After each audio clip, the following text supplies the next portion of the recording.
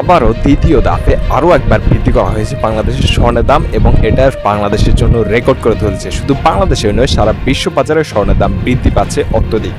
এখন প্রশ্ন হচ্ছে, কেন এত বৃদ্ধি পাচ্ছে?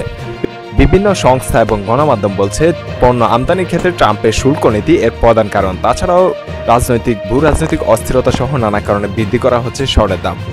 আন্তর্জাতিক বাজারে স্বর্ণের দাম বৃদ্ধি পেলে বাংলাদেশেও বৃদ্ধি করা হয়, এটা নতুন কিছু নয়। তবে আজকে দেখে নেব কত টাকায় বৃদ্ধি করা হয়েছে সর্বশেষ ধাপে 18, 21, 22 ক্যারেটের এখন পর্যন্ত বর্তমান চলমান দাম কত রয়েছে।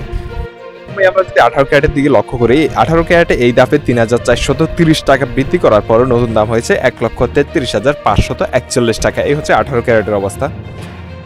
এখন দেখে নেওয়া যাক 21 ক্যারেটের কি অবস্থা। 21 ক্যারেটের 6,299 টাকা বৃদ্ধি করে নতুন দাম হয়েছে 1,55,796 টাকা। এখন দেখে নেব আমরা বাংলাদেশে 22 ক্যারেটের দাম। 22 ক্যারেটে এই ধাপে বৃদ্ধি করা হয়েছে 4,188 টাকা এবং নতুন দাম হয়েছে 1,63,214 টাকা। পূর্বে 22 ক্যারেটে একবারে সোনার দাম ছিল 1,59,026 টাকা।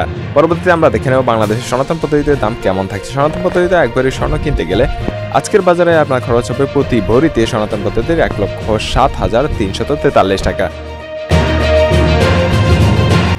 বিভিন্ন সংস্থা এবং গণমাধ্যম বলছে স্বর্ণের দাম এই বছর 2 লক্ষ টাকা ছুঁতে পারে বাংলাদেশে। এই ছিল আজকে আমাদের স্বর্ণে পাওয়া সর্বশেষ আপডেট। ধন্যবাদ সবাইকে। আসসালামু আলাইকুম।